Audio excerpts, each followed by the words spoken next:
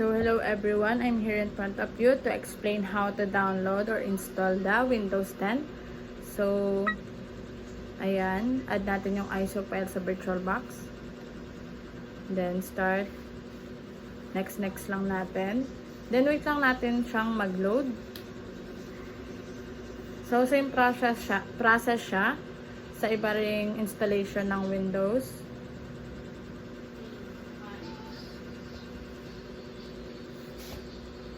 So, we can download the ISO file through internet. So, after that, once na na-install na, getting ready na ang ating Windows 10.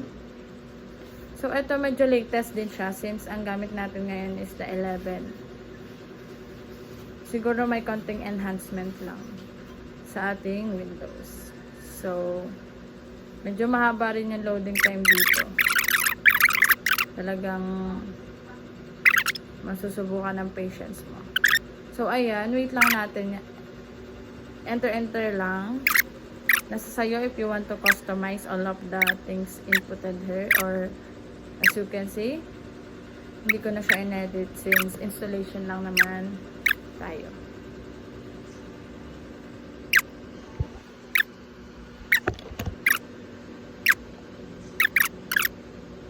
So, ganyan. Mahaba-haba rin talaga yung waiting time. So, add the email,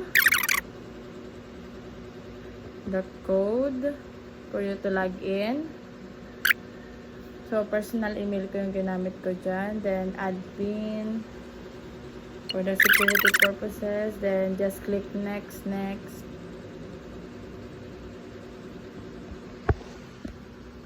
Just do that one.